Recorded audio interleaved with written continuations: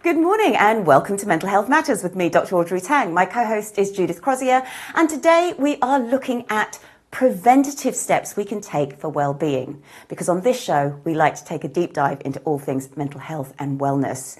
We have got a fabulous guest on our show today. It is Dominika Kalinowska. She's the founder of Relief Therapies, and she's the nominee for the Alumni Rising Star Award from Anglia Ruskin University. So let's head over to the main studio and meet her. Well, welcome to the show, Dominika. We are so thrilled to have you. It's brilliant, and congratulations on your nomination. Thank you very much. And I read a really moving post you posted on Instagram, and you said you were the first person of your family to go to university. I mean, can you share that career journey with us? Of course, yeah. I came to the UK when I was 18, so my parents came with me so I can study here. So they kind of sacrificed a lot for me to be here. Wow. And yeah, so I'm the first one in the whole family, which is no pressure at all, but you can go and study. So I've chosen to study psychology degree just because I kind of felt that push to help people, but also kind of always wanted to understand human emotions. Yes. And that's why I do what I do, because I just love the way I do it. And for the past 8 years, I've been immersed into this whole human brain, emotions, topics, and that's why I became a hypnotherapist myself, to be able to use the knowledge that I've gained at university. Yeah. I love that, and I love how you say about how, because this is actually what psychology is about, is understanding why people do what they do, not just, and it's very admirable, but the number of psychology students I used to have at A-level, I want to go into psychology because I want to help people. It's kind of like, no, I think you want to go into analyse yourself, don't you? You know, helping and the clinician side is, of course, really important, but it's the explanation of why things happen that... Exactly. It's the explanation, correct. And you specialise in psychotherapy, hypnotherapy and EFT. Correct. Now, before we get into EFT, can you tell me a little bit about, because I want to hear about this one, about the conditions you support, because I know that generally most things can be helped, but certain things may be more suited to one type of therapy than others. Definitely, yeah. And everyone is different. Everyone will react to different therapies. That's why I've got 3 of them. Yes. In case, so I've had so many clients coming to me being so nervous, so stressed, they couldn't close their eyes for the hypnotherapy part. That's why I've kind of felt I need something else. I need something to start them off, to calm them down. That's why I use EFT at the beginning sometimes, in order to put them in that very relaxed state. Because otherwise, I could try to work with the tools that I had, like just hypnotherapy or just psychotherapy, but I would wanted to help as many people as I can. And if someone comes to me with an individual need that I would like to fill or help them in some ways, I need to learn the tools in order to help someone. So that's why my therapies are tailored and individual to everyone. I think that's really important, because so often, I know we were talking before we went on camera, you get people who have tried one type of therapy and it hasn't worked for them. And there may be loads of reasons why. It could be a lack of rapport with the therapist. It can be the therapy itself just doesn't suit them. Exactly. But it does put them off therapy, and that's a real shame, because there are so many different ways of accessing help, and there's so much out there. There is. It's a great thing, but also the worst thing, because there is so much to choose from. People kind of feel like, I have no idea what to choose. Like, and they usually go after recommendations. So if someone's already been around their family or friends, they will go after the recommendation. That's why it's so important to build those recommendations. But at the same time, every therapy will work differently on everyone. That's why I kind of wanted to have 3 in order to like give the most and suit the most people, if that makes sense. Yes. Because I don't want that person to feel disappointed. So if someone really trusted me and invested their money into trusting me that I will help them with the issue, I really don't want to disappoint them and scar them for life. Like so many people say, I've tried it once, it didn't work for me, I will never go again. You know, that's such a wasted potential there, and there is so much to uncover.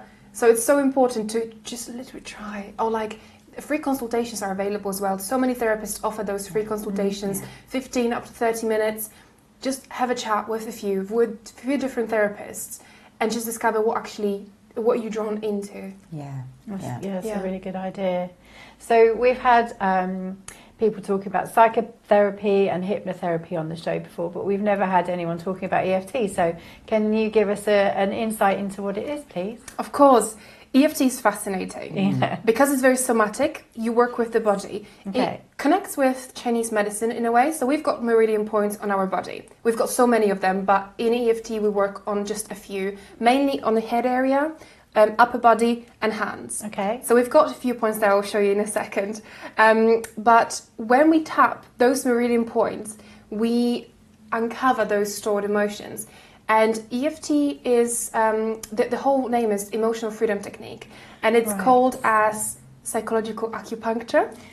So it's like acupuncture, isn't it? Because you're putting the needles those otherwise. Are the points. Those are the points that when you go for acupuncture, that's the one that they're being used.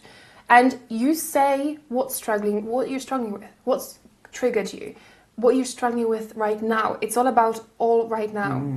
And when you say these things in a certain way, whilst tapping those meridian points, those emotions are being allowed to show up, and then you acknowledge them, you accept that they are here, and it's okay to feel them, and then you simply let them go. And it's a process that you can go through with a therapist, but also I've got YouTube channel as well, and where I just send through a free video of anyone who wants to learn by themselves. They don't need a therapist for EFT especially, but they can have if they need a structure, especially at the beginning, if you want a few sessions and then later on you learn and you move on with it yourself. Oh, amazing. Yeah. So it's very different to anything we've ever spoken about. So it sounds really interesting. Are you able to show us the technique now, maybe? Yes. We can do it on stress, if that's okay. So I feel slightly nervous right now. So we can also do it would be a really quick round. Obviously, the proper one is extended. What I usually do with clients is I ask them to put their feet on the floor. So they're quite straight, but they're comfortable. I first showed them the points. So we've got karate point just on the side of your hand, and you can tap it or massage it or squeeze it.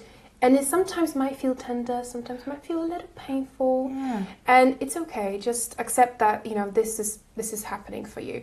I usually like to tap it, but that's just a preference. It does not matter which hand. It could be both. It could be one. After a whole session of 30 minutes, sometimes I like to switch it because I'm just tired of tapping one hand. So it does not matter. Next point is on the top of your head.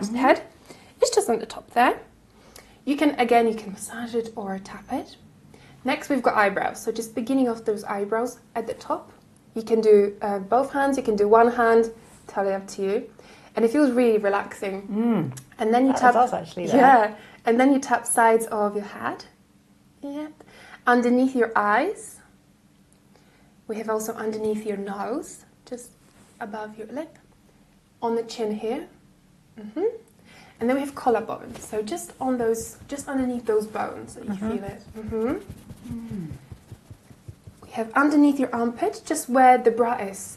That point. Oh, I got bad shoulders. Oh, bless you. Don't force yourself. No, it's not necessary. There's more points to tap. That side, just here on your wrist. And then I like to add, this is optional, but I like to add it with my clients as well, sides of your fingers. So I like to squeeze them. So what I usually say, if someone is stressed or my clients are nervous in certain situations, I want them to squeeze their fingers like that. This regulates their nervous system as well. So that really adds a bonus to it. You know what, I find I do that subconsciously when I'm a bit stressed. We do a lot of things. Why do we do this? Yeah. Why do we do this subconsciously? Because we know. If you listen to your My body... mum does that a lot. Yeah, if you're in tune with your body, you know what to do. Yeah. And you naturally do it. Same with like shakiness, like dogs shake after the stressful situation. Sometimes we do that the same, like, and shake it off, and then you sigh and you want to let it go. We do a lot of things subconsciously. Interesting. Yeah. So those are the points. Okay. What we can do is just do a simple one round, very quick one, a summary of what I do on a session. Brilliant. So for example, I'm stressed slightly, so I want to do on stress right now. So what I usually say to my client, you can repeat after me if you feel the same way, or if not, it will still benefit you because you're tapping those points and releasing. Even though I feel stressed, I choose to accept it. I choose to accept it. And I choose to accept myself. And I choose to accept myself. I love myself the way I am. I love myself the way I am. And we do it 2 more times. Even though I feel stressed right now. even though I feel stressed right now, and I might feel tension in my shoulders, and I may feel tension in my shoulders, I still choose to love and accept myself. I still choose to love and accept myself. Even though I might feel stressed a little bit. Even though I might feel stressed a little bit. I see that it is. I see that it is. And I recognize that I feel that way. And I recognise that I feel that way.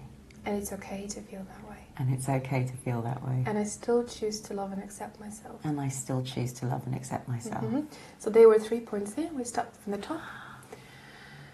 This stress. This stress. I see this stress in me. I see this stress in me. It's okay to feel that way. It's okay to feel that way. I know I can feel different. I know I can feel different. But for now, I see the stress and I accept it. But for now, I see the stress and accept it. I choose to let it go. I choose to let it go.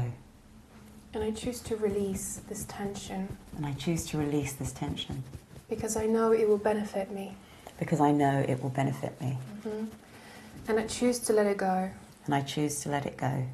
And I open the door for peace. And I open the door for peace. And relaxation. And relaxation. And happiness. And happiness. And I release all of it that doesn't belong to me anymore. And I release all of it that doesn't belong to me anymore. I let it go. I let it go. Yeah. That's a really very nice. quick one. Yeah. That's really nice. And I can actually, whilst going through it, can feel... I think you might be able to hear it in my voice if you play it back, actually. It calms down, it gets lower. It does. I could definitely hear that. Yeah. That's lovely. Yes, it's a really nice exercise. I really like that. And also, because I know you're saying, yeah, we naturally rub, and you were saying your mum does that as well. I actually like the tapping.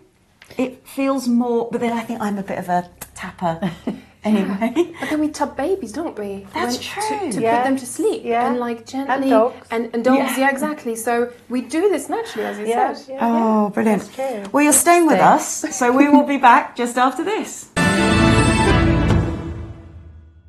Hi, my name is Dr. Constance Leland, the host of Level Up Circle, where I elevate the world through education, one learner at a time. Join me on Fresh Takes, Thursdays at 9 a.m. PST, right here on E360 TV.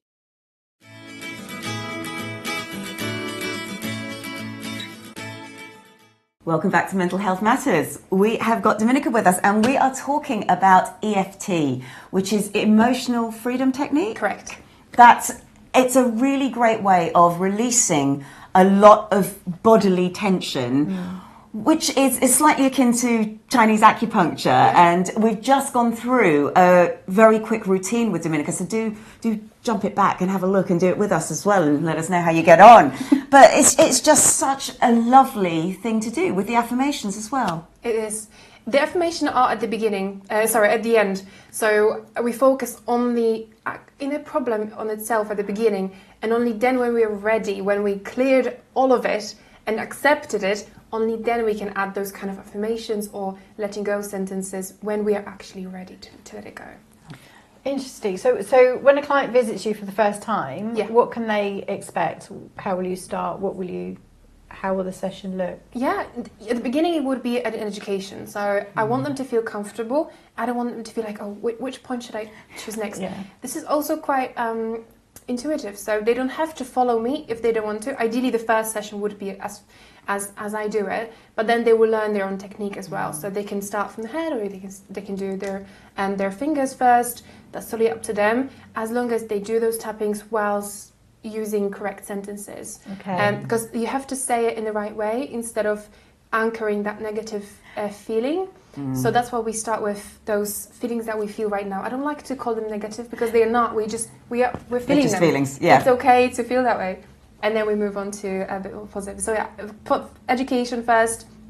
Then I will obviously tell them to to be as comfortable as possible, repeat after me, and we follow the session with a little bit of talking what the problem is before the session, and then we get on with the session. Yeah. Oh wow, thank you. Lovely and really well guided as well. It is. Now, today's show, as much as it is about helping people, but it's also about preventative measures that we can take. And I can imagine, like most therapists, coaches and so on, people come to you at the point of crisis already. How can we better build our resilience or manage some of that anxiety and overwhelm before it gets to the stage where we do need that professional intervention? Of course. The first thing I want to say, I'm not really sure if resilient is a good word, because some people say becoming resilient is something to be immune to. And sometimes we feel like, oh, you don't want to feel your emotions. Yeah. Why you don't want to feel those negative emotions? The reason why we're kind of avoiding the whole topic of mental health sometimes because we're suppressing those emotions, and because those emotions are uncomfortable, we might not get to it. That's why we kind of postpone it, and then it gets so bad that we need that help. But obviously, I also want to emphasize that getting help from a therapist doesn't have to be at the last end of a crisis. True. It also for personal development, learning about yourself. And we all get triggered every single day. We all get stressed. We all have emotions. And we've never been taught how to process those emotions. That's why you kind of need that person, if you need that education, in order to get that help, but also, who you are, to find a way who you are and create yourself in a way you want to create. I think that's actually really important to point out, that you don't need to wait till the crisis before you seek support, because if you just find that you're having a few struggles, it never hurts to have somebody else help you. What are some of the preventative behaviours we can take ourselves? So what might you say to somebody in terms of at least beginning to accept some of those emotions? It might be hard at the beginning. So the first thing is, do not get discouraged. Just sit with it. The simplest thing is just to sit with it. And I guarantee you will be bored in 3-5 seconds. You will want to reach out for your phone. You will want to distract yourself, play some music, put a TV on. But the most important thing is about sitting with it and actually letting it feel. Why is it difficult to process it? Because it's difficult and it might take time. People don't know how to do it. And it might be painful at times, but it's okay to feel those uncomfortable emotions. And we used to an easy life and ignoring those negative emotions, but it's actually so important just to sit with it. So definitely sitting with it, journaling. If someone is quite a journal person, write it down, write anything that is in your mind and literally burn that paper. So if you don't want anyone to see it or if you're scared, just say whatever you want to say, put it on a paper and write it down. I love that. It definitely. It's really freeing. I've done that and I think that's really good. And actually burning it is actually a really good thing. Yeah, because you might be scared, like who's going to see it, and hide it somewhere. Yeah. Just burn it. Just write it and burn it. Yeah, absolutely, absolutely.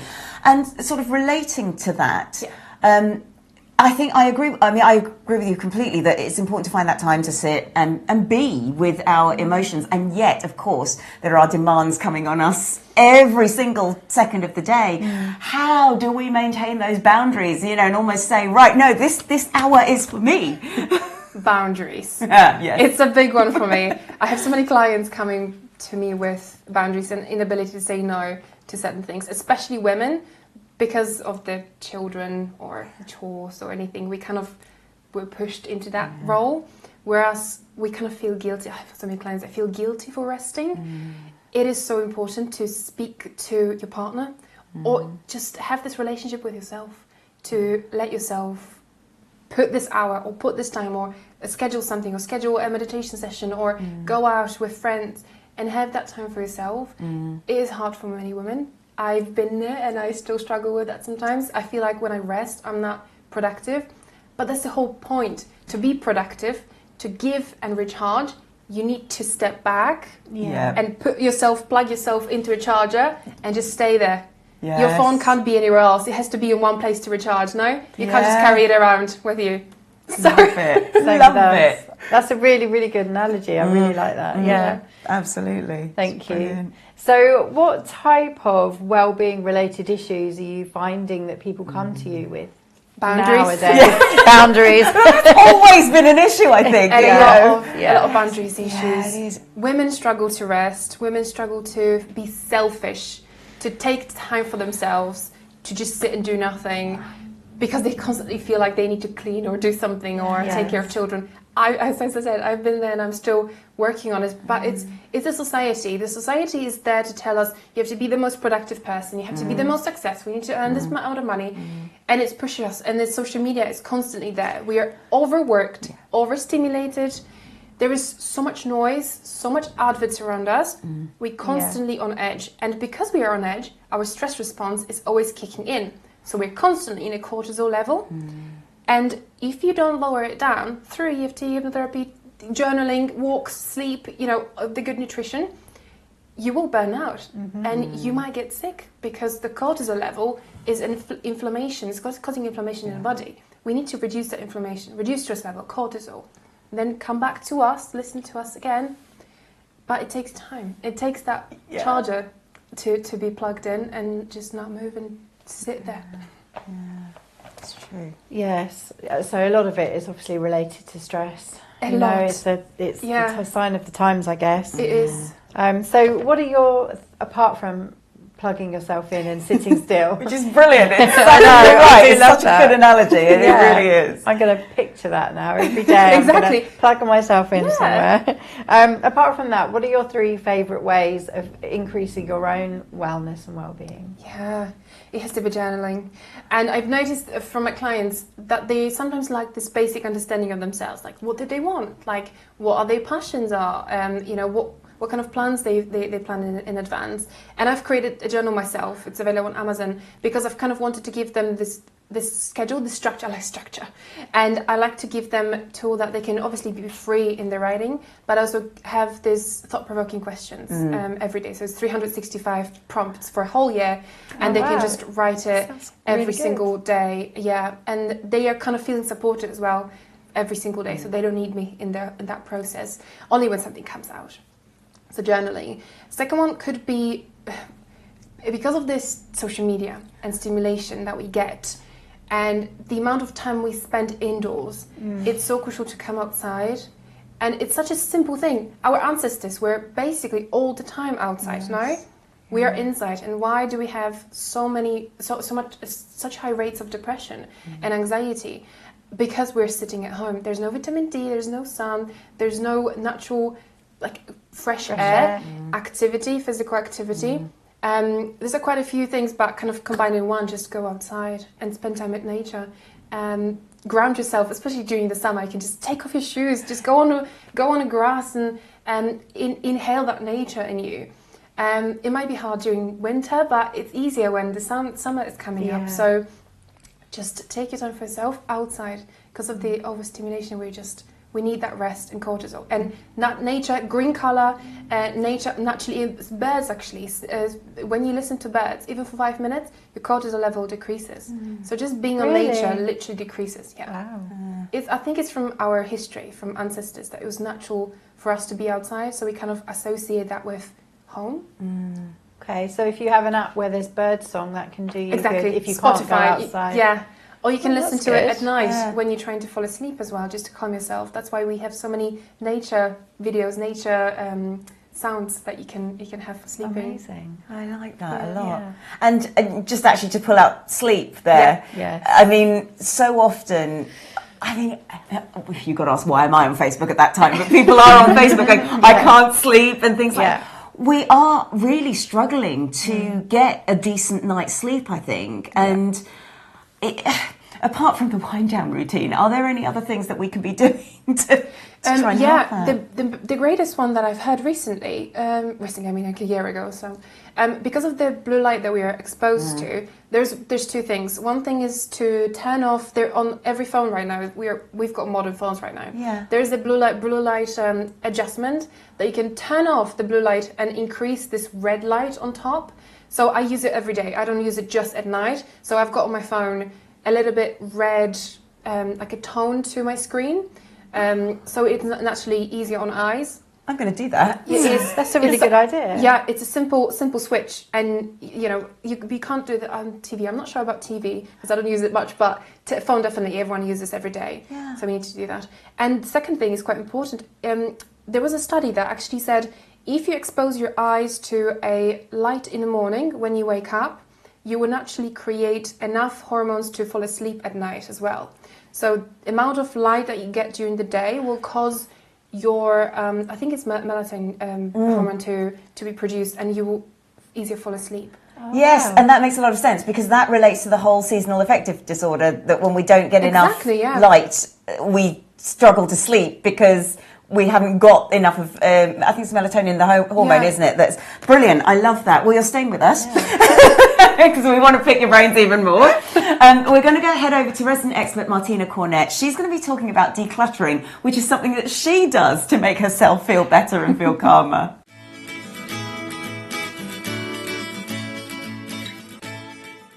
Today, everything is about decluttering and organizing and how it makes us feel better. Does it? For me, absolutely. Declutter, organize, claim your space and relax and restore a sense of calm. If you're looking for a way to reduce stress and aggravation, decluttering your environment is certainly a good way to start. Getting rid of excess stuff can really benefit your mental well-being, making you feel calmer, happier, and altogether more in control. However, if you value your creativity, which I do very much, then it is maybe a good idea to hold on to a little messy state in some areas of your life or your house. And maybe even hold on to some sentimental treasures. For most people, decluttering and organizing can promote productivity, concentration, and improvements in mental health and physical health. It can even improve sleep. You can absolutely practice mindfulness while decluttering your environment. It requires turning your attention to what's happening right now. With mindful awareness as your guide, you can become more conscious of what's most cherished and your goals and your values, and declutter your home or your office to reflect them with integrity. I would suggest take it room by room. Focus on a specific area before moving on to the next. Sort methodically, divide items into categories. Even if objects feel positive or evoke a great memory, you might not love it enough to actually keep it. So the rule of thumb would be keep what you love, let go of the rest, and enjoy your newfound space.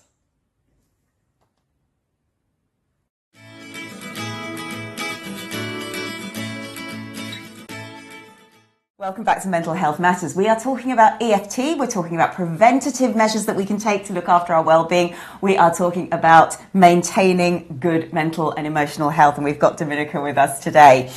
And now another of your social posts that I love is that you've said, and you've already mentioned this earlier as well, we weren't taught to process emotions. We're almost just always taught to calm down. And it's a bit like, well, that's all very well, but how do I do that? So how do you start teaching that to someone? Because in many ways, if we were never taught, it almost feel like, well, I don't need to know that. Exactly. I can just do it normally. And of course, we know that's not true. Some people are comfortable with that scenario, so they're just okay doing whatever they're doing, and I'm totally fine with it, as long as they're okay. But there are people who do struggle with it, and the more you suppress, the more it's going to come out. And you might notice that so many people struggle to be within themselves, within their thoughts, because it might be noisy, it might be clutter, it might be all sorts of thoughts and emotions that have been suppressed for such a long time. Now they're building up on top, and they're just getting louder, and they want to be expressed. And people go for easy solutions, addictions, social media, and all sorts of drugs and rock and roll, all sorts of behaviors that might be not the best for them. And it's just not a great coping strategy, because we're trying to find a coping strategy behind those emotions that we've created for ourselves. But actually the simple solution is just to be with it and let yourself go through the process of releasing that. It might take time and it's painful, and it's easier to do it with a therapist because you're in that safe environment. So people do feel fear in order to, what am I going to find next? What am I going to uncover? What if my life change?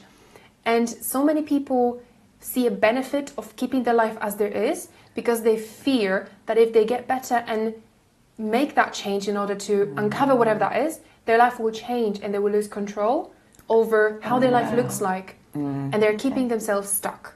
And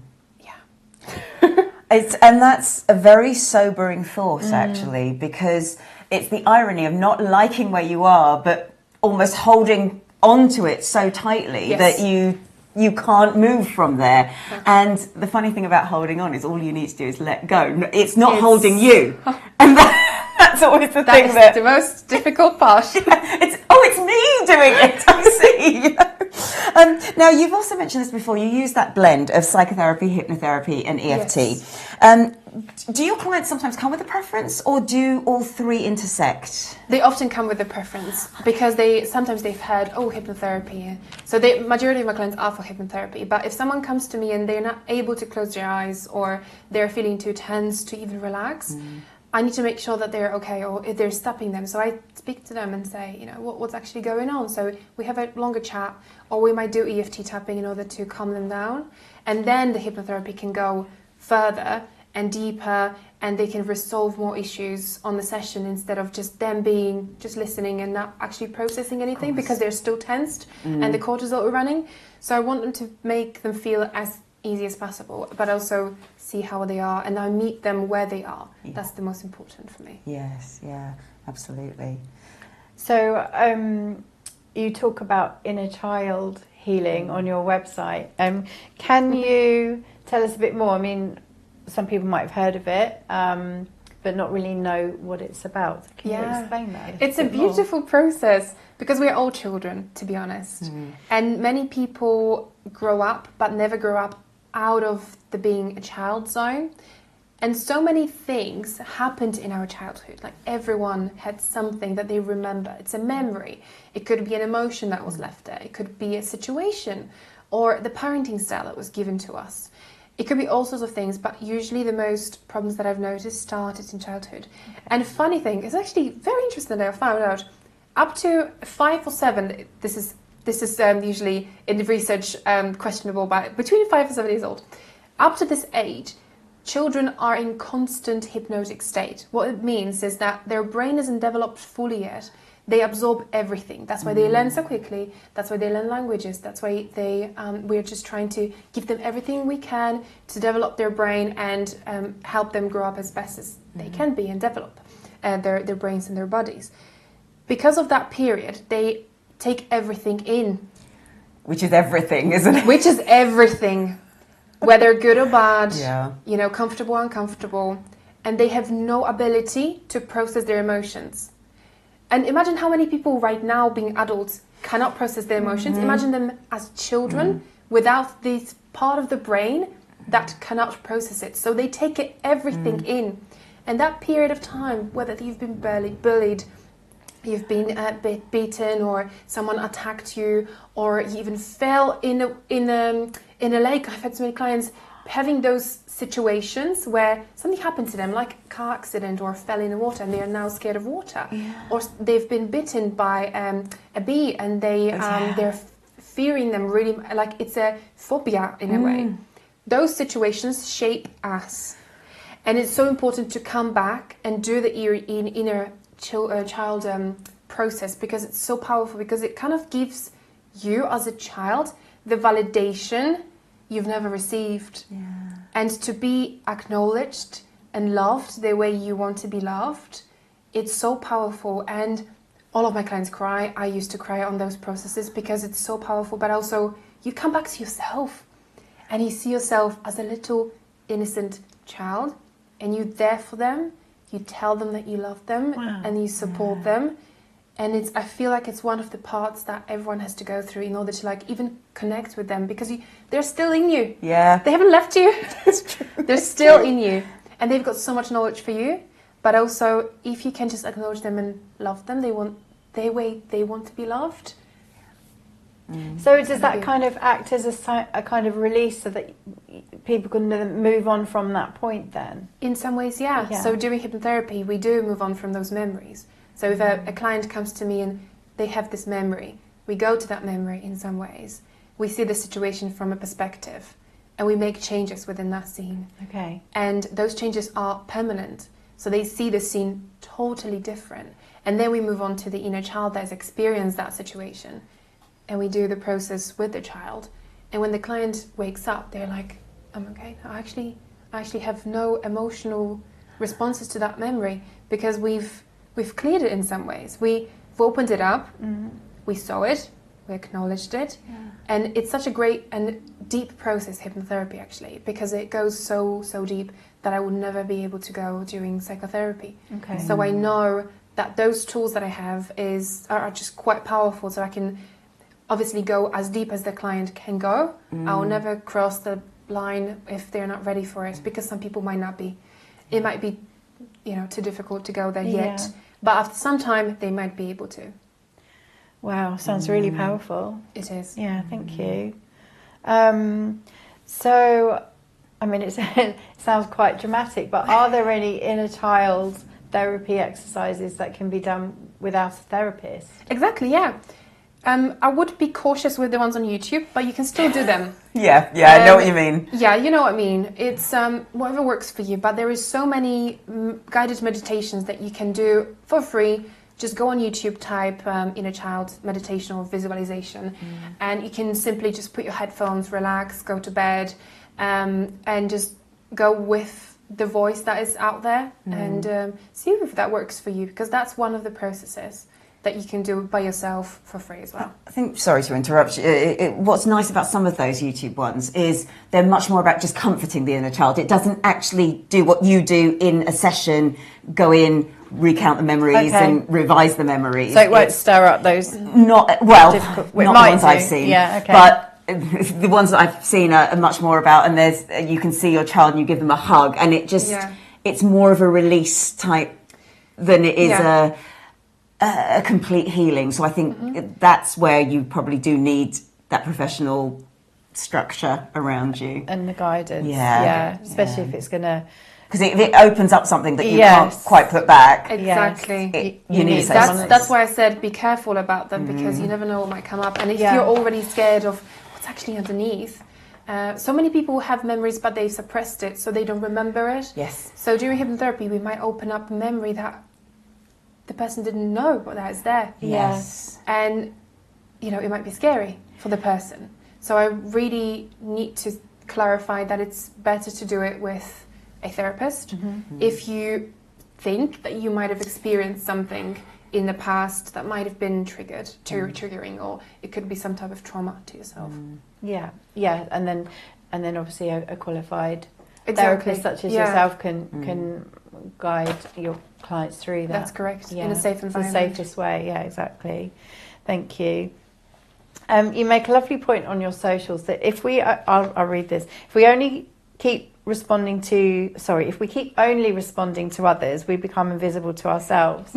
That's such a nice statement. It was so powerful. We become invisible to ourselves. It was just like, oh my goodness. Yeah, I know, that really made me think actually. So how would you encourage everyone to see themselves more? This comes back to feeling that you're worthy of the attention, of care, of love, and the boundaries. Because do you really want to say yes to this thing that someone invited you to? Do you really want to say yes to this additional work you have to get to? It's about seeing yourself as a valuable person and with the ability to say no when you need to. It sounds easy, It isn't. Because of guilt. It's because of the guilt, because of the shame. Yeah. What if someone tells me that I'm lazy, Yeah. unproductive? And it's just, it's heavy. But women struggle with that. I don't see many men struggling with that as much. But I think there's still some men struggling. So it's important to say that everyone seems to be going through a journey in some way. And it's so important to come back to yourself and recognize yourself as valuable as the other person that you wish to help, as the other person that you wish to, spend your life with, as the other person that you see that you want to save. Why do you do this? And it comes back to the psychology of why do you do these things? That's why the therapy is so useful, to actually uncover all of those cycles, all of those behaviors that you do, to see who you actually are and why do you do this, and how can we help you to break that cycle, to move on, and to create yourself in a way that you want to create your life. Wow, really interesting. Love it. Thank you so much. Thank you. How can we find out more about you?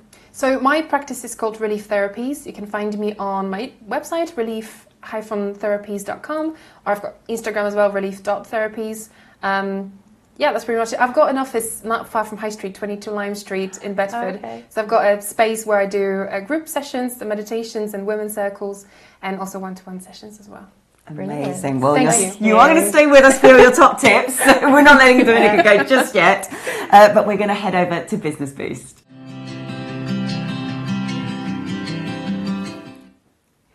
In today's Business Boost, I thought I would carry on with something our guest has been saying, and that is how we take better care of ourselves.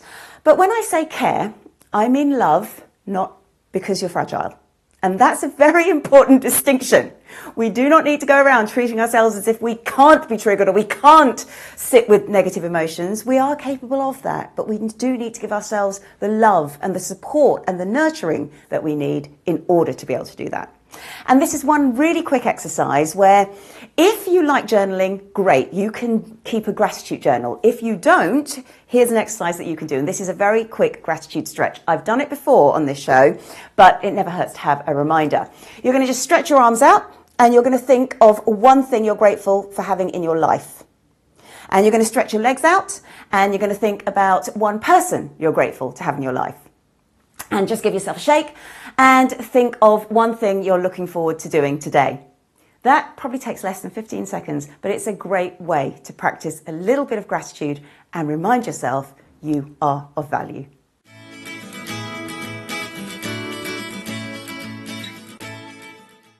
Welcome back to the last part of Mental Health Matters. Now, this is always a fun part because we get to sort of reflect on everything that you've said and take away with some of the key points, and I'm still stuck on the whole stop becoming invisible to yourself. I really am. I think that's just, I'd never heard that phrase until I read it on your socials, and I just think it's so powerful and it says everything it needs to say. We need to remind ourselves of ourselves. And I think it really does make you stop and think, because I think we spend our whole life just looking out and just taking care of everybody else and just seeing everything, but to almost like hold up a metaphorical mirror it is a very powerful thing to do, because I don't think we ever do that. No, that's it. And the other thing is the plugging yourself in. Yeah, I love that. It's so true. It's so true, because the amount of people I speak to who are always, and it's girlfriends, they've got a day off, but they're doing chores and they're doing things for everybody else and they're not doing anything for them because they can't. It's just not, resting is just not the right thing to do. Exactly. People around them, I can think of people that, make them feel guilty for kind of doing nothing. And it's not doing nothing. No, it's not doing nothing. And we're doing it to ourselves, to our friends. Our friends do it to us. So it's important to actually say, I'm okay doing nothing, thank you. This is the boundary that you set for other people. Yeah. And you have to set that boundary for yourself. Otherwise, who else will? Exactly. Yes. Exactly. No, they're two really, really good points. And the other one for me was more of a reminder, but it was about the nature. Yes. Just getting outside. And I didn't even know that the amount of daylight you take in the day. Especially in the morning. Yeah. Okay, I didn't know that had an effect on sleep. For the morning, that's really interesting. Yeah. Especially if you work at home. Yes. Yes. Constantly all day at home, no? So, yes. 5 days a week? I'm going to go outside every morning now, and before I do my work from home. Yeah, so no, I might it's- sleep better. Yeah. Thank you. Try it out, definitely. I will. Thank you. Definitely. And so quick as well to do. You can, Yes, you can quick have and your cup easy. of Free tea as whilst you're Whilst standing outside. outside, yeah. Oh my Love goodness. that. Well, Dominika, it's been such a pleasure having you on the Amazing, show. We're going to yeah. hand it over to you to give your 3 top tips for wellness. Of course. The first one is definitely see it, don't suppress it. Acknowledge your emotions. It's okay to feel the way you feel. It's such a simple thing to say, but it's so powerful once you actually start doing it.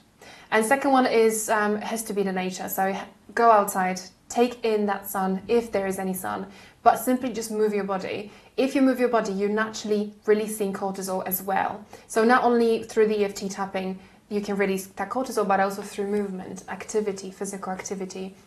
Even if you don't have a dog, just simply just go for a walk. But if you do have a dog, it would be a great motivation for you to go out. But yeah, that's definitely working greatly. And the last tip for me is something I do every evening as well. So it's the reflection. So if you start a day with an intention, for example, or if you do get those gratitude journals, or if you write the journaling, at the end of the day, see the whole day as it was.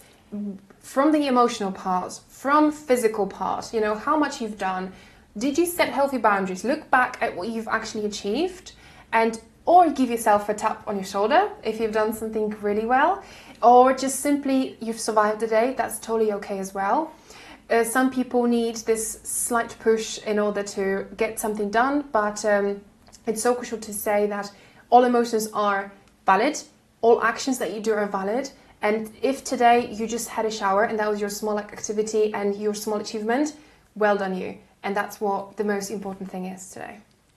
Absolutely brilliant and really reassuring as well. It is. Because some people say, oh, I've just showered. But actually, if they really struggle with depression, this is a massive achievement. Yeah. Absolutely. And it's important to say that, you know, to acknowledge it. And again, your emotions are valid and you have to acknowledge it, even the small wins. Yes. Just tap yourself on the back. Absolutely. Oh, it's been such a pleasure having you on the show. Thank you so much. And Thank to you. our viewers out there, have a healthy week.